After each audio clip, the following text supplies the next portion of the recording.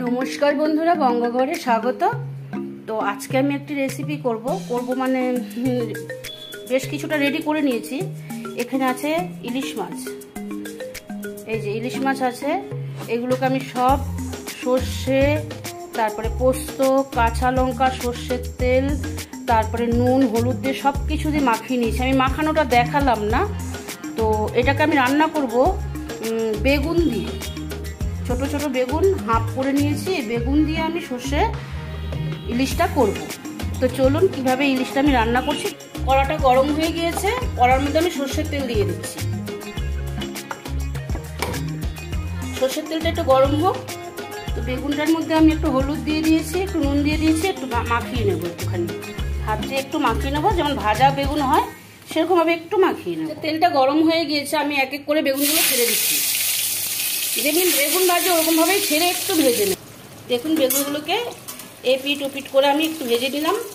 এবার আমি খুব বেশি ভাজিনি, এবার আমি নামিয়ে ফেলবো বেগুনগুলোকে। আমি এইভাবে বেগুনগুলোকে ভেজে নিয়েছি একটু হালকাভাবে। এবার আমি কড়ার মধ্যে কালো জিরে দিয়ে দিলাম। এবার আমি একটু পেঁয়াজ কুচানো দেব। পেঁয়াজ কুচানোটা দিয়েছি, দিয়ে এটাকে আমি একটুখানি ভালো করে ভেজে নেব। একটু লাল লাল করেই ভাজবো। পেঁয়াজটা দেখুন একদম লাল লাল হয়ে গিয়েছে। আমি এখন মাছগুলো ছেড়ে দেবো এক এক করে।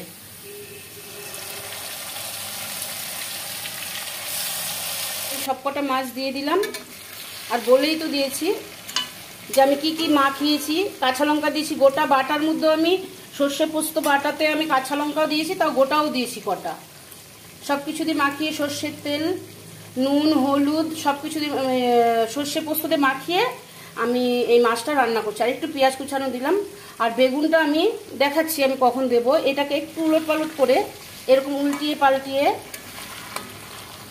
ইলিশ মাছ তো নরম জানেন, আস্তে আস্তে করে করতে হবে।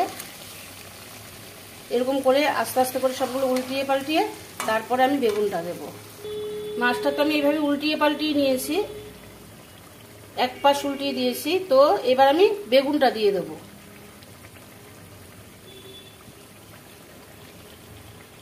বেগুনগুলো সব ওপরে মাছে সাজিয়ে সাজিয়ে দেবো।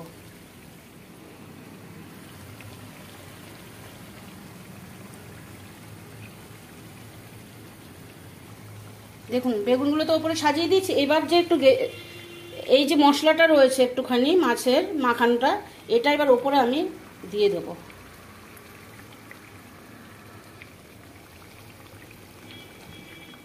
ওপরে সুন্দর করে দিয়ে দিলাম। দিয়ে এবার উল্টিয়ে পাল্টিয়ে যেমন হয় তেমন করব। এখন খুন্তির সাহায্যে, মাছ কত নরম তো জানেনই ইলিশ মাছ, এরকমভাবে শুধু একটু এরকম করে করে মাছগুলোকে ঢুকিয়ে দিতে হবে ভেতরে, বেগুন গ্রেভি সব কিছু।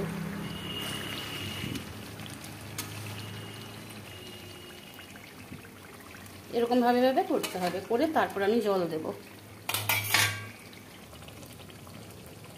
আচ্ছা দেখুন তেলটা মাছের ওপরে উঠে আসছে।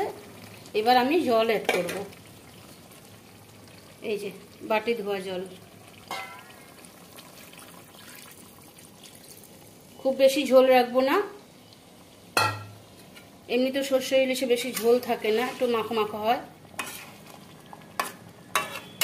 আমি একটু রান্না করে নিচ্ছি। দেখুন বেগুন দিয়ে সর্ষে ইলিশ হয়ে গিয়েছে। এবার আমি নামিয়ে ফেলবো।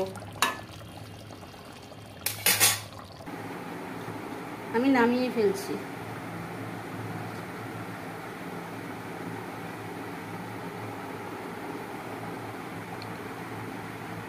বেগুনগুলো ভাঙেনি কিন্তু গোটা গোটাই আছে।